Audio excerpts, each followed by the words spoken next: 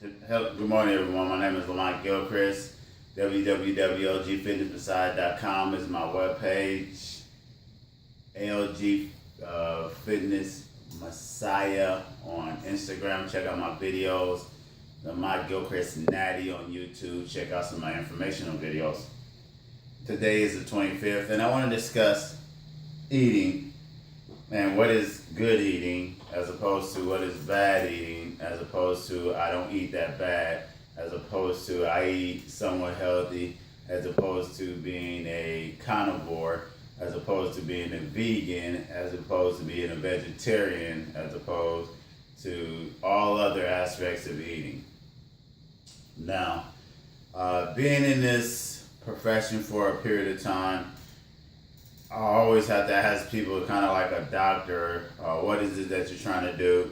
And then I start explaining eating, or I start explaining nutrition and stuff, and everybody always get defensive, mostly, and always go, oh, I don't eat that bad or whatever.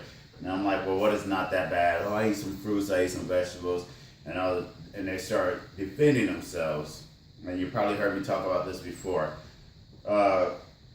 Just like, I'm gonna tell you the same response that like if I've dealt with young people when I worked at group homes and they were on drugs and other stuff, or when I talk to people about drugs, I get that same type of reaction from people about food, that they get so defensive about, how they eat or the drugs or whatever. Food is a drug, and the people get the same type of defensive reaction when you question them about their eating habits or what it is that they do, or spiking their insulin, or things that they say that they craving to, or things that they say that they're addicted to.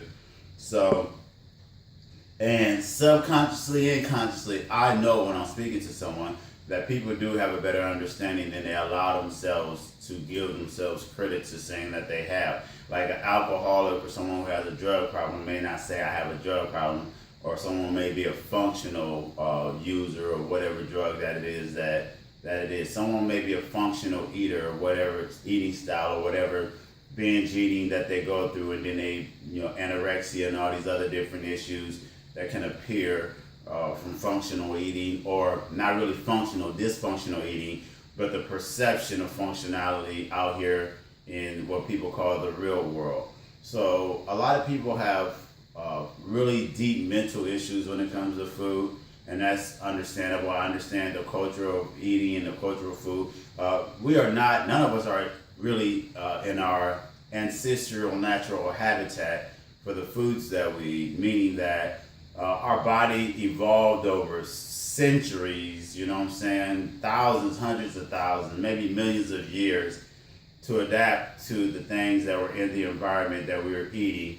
And so that's how people became lactose intolerant or became lactose tolerant. That's how different features were developed because of the lack of vitamin E, A, sunlight, and all these other things. So we have been removed, and not that long period of time. If you look at just civilization as a whole right now, let's just say 3,000 years, 4,000 years. That's not really that long when you're talking about hundreds of thousands of years, maybe millions of years of evolution and stuff like that. That's just a drop in the bucket. And then when you go into just like the micro situation here in the United States, you talk about from the Industrial Revolution to agriculture, to where they started processing stuff, to the current time, with, let's say, within 150 years. That's not really a long period of time.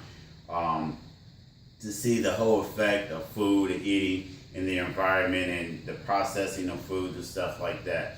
So I just try to make people understand, don't get so defensive, but know that most of the things that are going on are either environmental and related to the food, from cancers, breast cancer. People try to find the cure for cancers and all these other particular things. Instead of finding the cure for cancer and all these other things, let's just prevent the cancers from growing with the way that we do nutrition or health.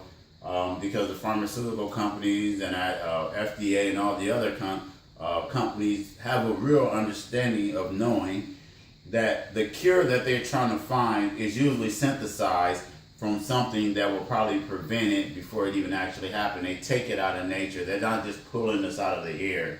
So so when you see vitamin C, or you're getting something in a doctor that's loaded with let me think of a good one. That's the same thing. Like, okay, so the doctor now give people fish oils or omega-3s for heart health, and they in capsules, and it's a pharmaceutical, but you can also buy it over the counter.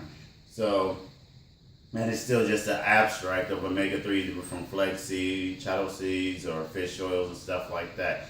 So these things that they're using to actually help deal with the issue, for the most part, from a medical or pharmaceutical company standpoint, is not preventative. It is just taken from something that you should have been taking that would have been preventative, and changing the lifestyle of what you were already doing, and just giving you an abstract, a piece that they think is the most important from that. Nature balances out itself. So when you take a piece of something, you may give some good benefits, but it's not complete. And like I was just explaining earlier, that even these pieces that they're doing in the medical research, and 25 years of research and 15 years of research, it's still just a drop in the bucket when we talk to human evolution, and we talk about the real dynamics of how long it takes for people to evolve or evolution to take place, to be able to see what the real results of what people are doing and the real effects, residual effects of how that affects society as a whole. I hope you understand what I'm saying. So my main issue and my main point is that no one is eating healthy, or no one is eating not that bad or bad. It is being functional. I eat like I need to because I'm an athlete. I know what I need to put in my body. If I had a choice, just one choice, and if I thought what I thought would be the best way of eating is our natural environment that we come from first, evolutionary eating would be my first, from your natural environment, because that's what you need. That's what your body has evolved into. Secondly, I will always go back to fruits and berries. I would probably be a vegetarian if I could, if I wasn't the athlete that I am and I knew what I needed to demand from my body. But even with doing that, I would still take supplementation, because the macro and micronutrition in the foods are not complete in the soils in the way that the foods are produced. So I don't think that we can ever go backwards, because we just don't do that, because of greed will not allow us to, technology and greed way more advanced than humanity. Humanity is at all-time low here in the United States, to me, while technology, greed, and information, which most times is useless, is at an all-time high, especially without having a humane thought or having the principles to take human life and human involvement in consideration. So I don't want to dwell on a lot of other different things. I just wanted to bring that out. There's no such thing as eating good. There's no such thing as eating bad. My best ideal eating regimen would be vegetarian with a supplement additive, so that I can complete the things that I eat. From the question that people ask me about what I think the best way to eat is, so I answer that question for you people who always ask me that question. And there's no good and bad. And don't get defensive.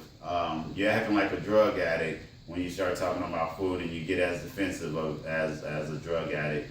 And you know that when you're doing wrong or when you're not doing right. But the main thing is, if you're, as an adult, choosing to do these things, that's fine. Watch what your family is doing. Give them a chance, so that they might have a chance to make their own choices without having diabetes, cancers, and all these other things that are being generated by our eating patterns. My name is Lamont Gilchrist. Thanks.